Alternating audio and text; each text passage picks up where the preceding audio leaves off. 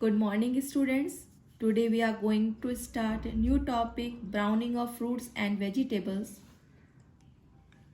of chapter Physical and Chemical Changes. आपको पता है कि कई केमिकल रिएक्शंस हमारे आसपास होती हैं, ओके। उनमें से एक ये भी है कि फल फ्रूट्स जब हम उन्हें काट देते हैं और हवा में छोड़ देते हैं तो वो अपना कलर चेंज कर देते हैं। जैसे आप बैंगन में, ब्रिंजल में देखे होंगे, एप्पल में देखे होंगे, okay. So when fruits and vegetables are peeled means होता है छिलका उतारना, cut and left in air, their soft fleshy part changes to in color, okay. So the surface of cut pieces of an apple turns from white to brown after some time. So the change of color of freshly cut or peeled fruits and vegetables to brown color is known as browning. So why it happens? It happens because these surface comes in contact with oxygen as certain chemicals are present in this fruits, okay. Here an apple, when comes in contact with oxygen, a chemical reaction, a chemical change takes place, okay. So how browning can be prevented, कैसे बचा जा सकता है? Number 1 is soaking the cut fruits and vegetables in water, है ना। काटने के बाद अगर उसको पानी में भिगो दो, डुबो दो, okay. So what will happen? Their surface will not come in contact with air, so it will not change into brown color. Second, cooking. Third, lemon juice when added to the cut pieces of the fruit. And fourth is by adding preservative such as sodium bisulfite. Now again we are going to see the next topic, reaction between vinegar and baking soda. Vinegar आपको पता है कि वो acetic acid होता है, CH3COOH. Both of these substances are usually available in our home, okay. Well, baking soda is sodium bicarbonate, and we know that acetic acid, vinegar, is an acidic substance, and baking soda, that is sodium bicarbonate, is a basic substance. When they react with each other, okay, so bubbles of carbon dioxide will produce. When this carbon dioxide is produced, it can be tested with the help of lime water.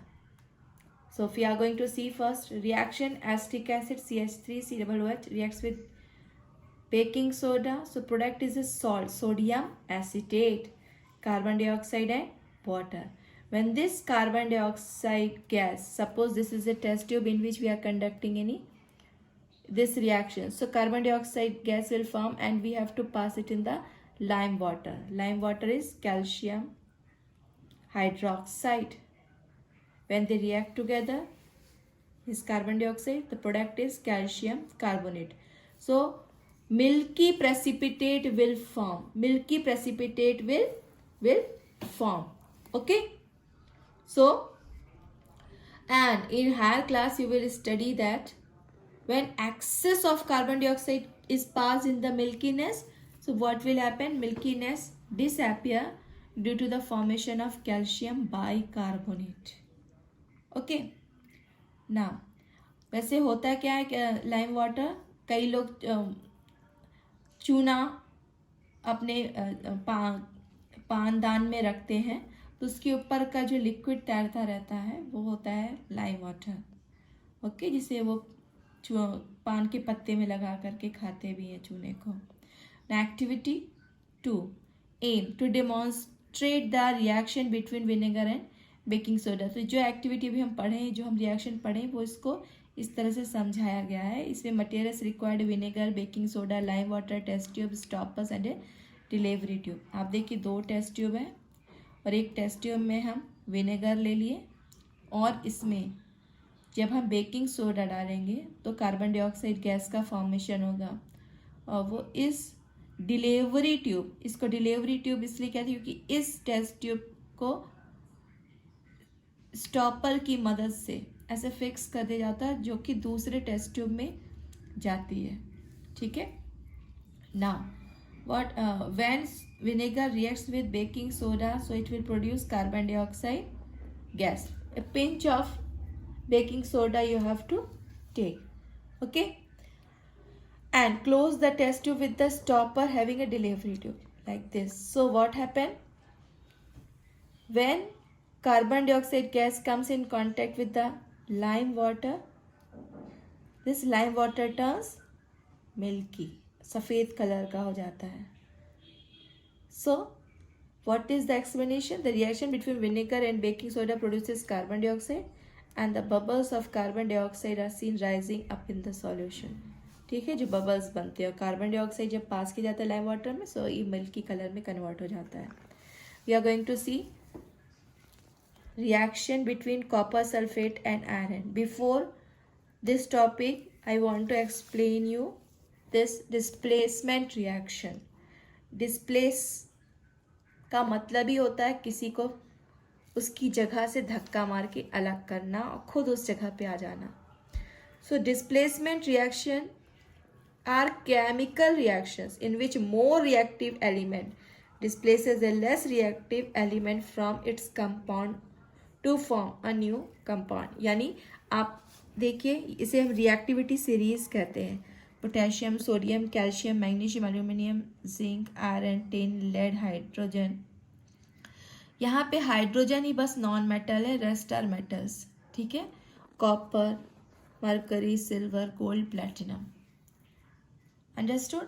सो इस reactivity series में आप पाएंगे जो भी metals इस hydrogen से ऊपर हैं, ठीक है, वो जैसे अगर हम देखिए मैग्नीशियम ले लिए, इसे रिएक्ट कर रहे हैं एसिड से तो बनेगा magnesium chloride plus hydrogen gas liberate होगी। ठीक है, इसको बैलेंस करने के लिए 2 लगाएंगे। समझ में आई बात? यानी जो भी यहाँ मेटल्स रखे हुए हैं इस नॉन मेटल हाइड्रोजन के ऊपर, जब वे कोई भी डाइल्यूट एसिड आइदर HCl और डाइल्यूट H2SO4 से रिएक्शन करते तो हाइड्रोजन गैस लिबरेट करते हैं। लेकिन वो मेटल्स जो कि इस हाइड्रोजन के नीचे हैं, वो मेटल्स जो कि इस हाइड्रोजन के नीचे हैं, है ना, जैसे कॉपर, ये कॉपर डाइल्यूट HCl से रिएक्ट करके हाइड्रोजन गैस लिबरेट नहीं करेगा। समझ में आई बात? डिस्प्लेसमेंट रिएक्शन क्या होता है? ठीक है।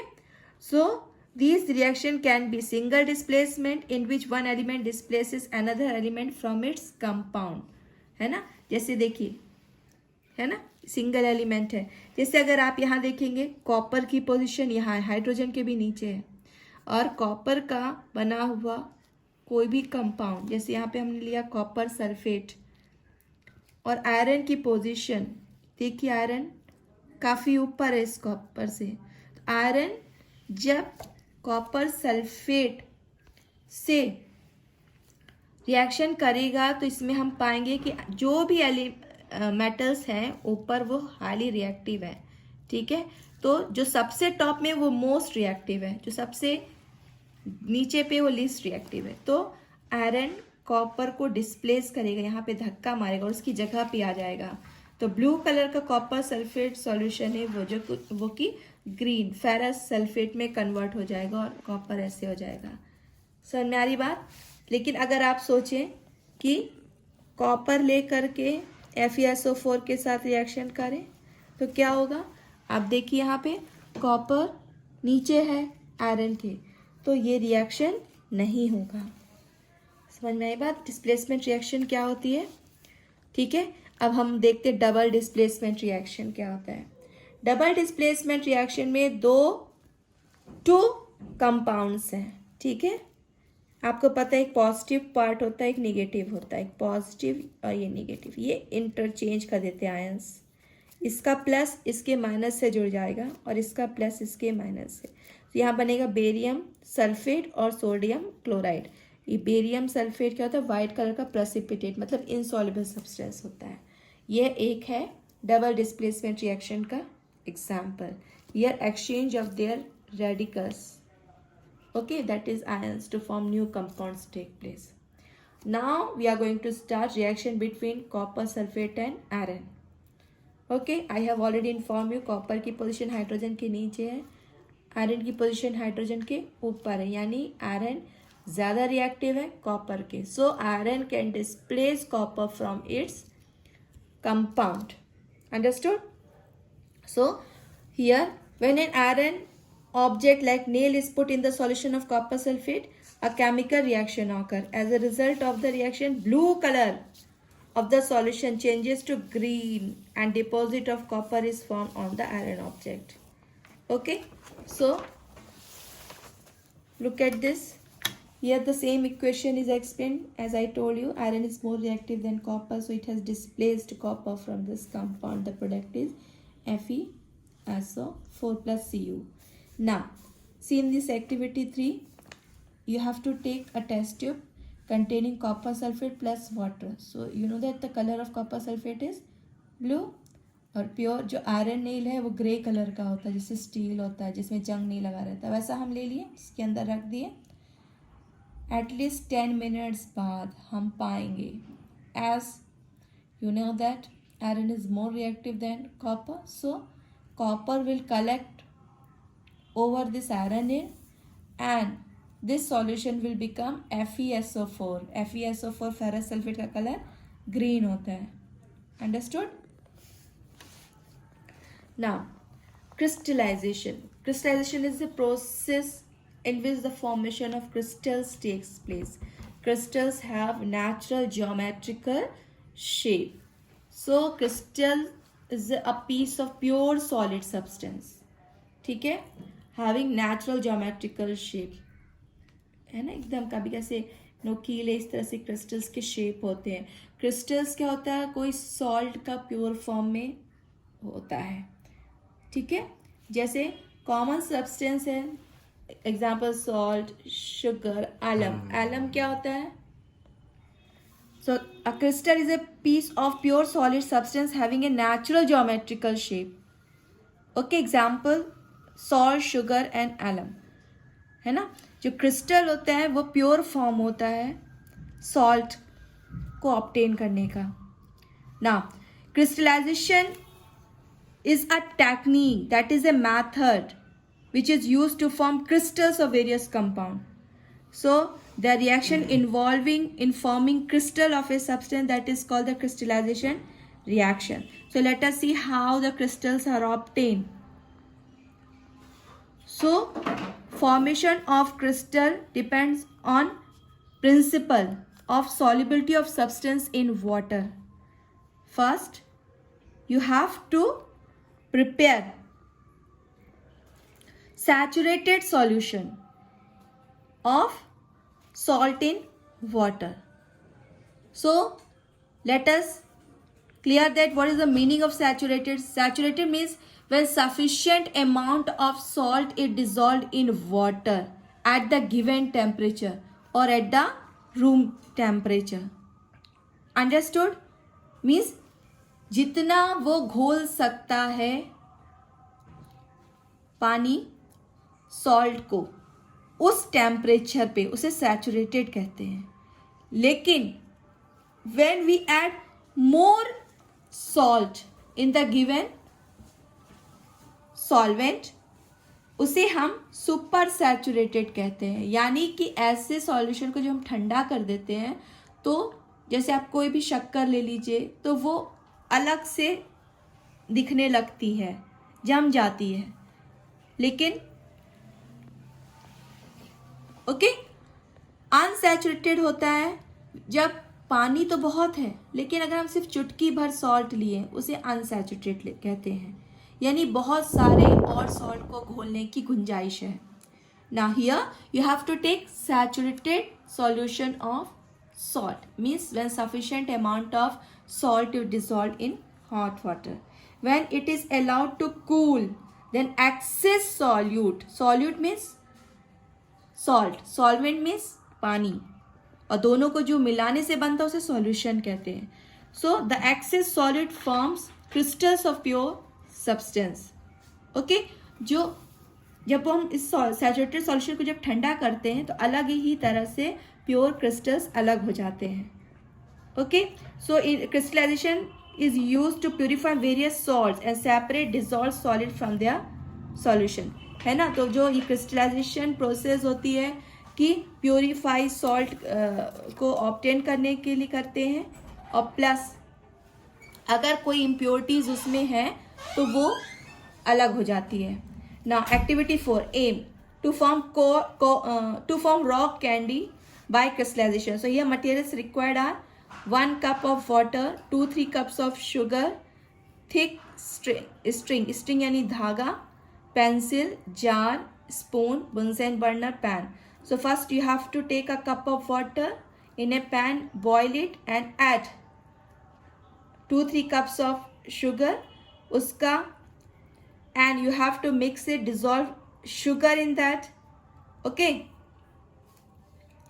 then you have to carefully pour the content into the jar. ठीक है, जो भी आपने शुगर को डिजॉल्व करी है पानी में अच्छे से डिजॉल्व और उसे हीट किया है उसे हम जार में लेते हैं, पेंसिल में एक स्ट्रिंग बांधते हैं. ओके, और इस तरह से, एंड दिस स्ट्रिंग इज धागा, it should not touch the bottom of the jar, उसको बॉटम में नहीं छूना है. Okay, keep the jar undisturb for 5 to 6 days. 5-6 दिन तक बिना डिस्टर्ब करे आप इसे छोड़ देंगे.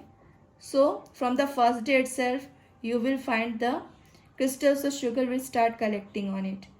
By the 3rd or 4th day, large crystals of sugar will accumulate, forming rock candy.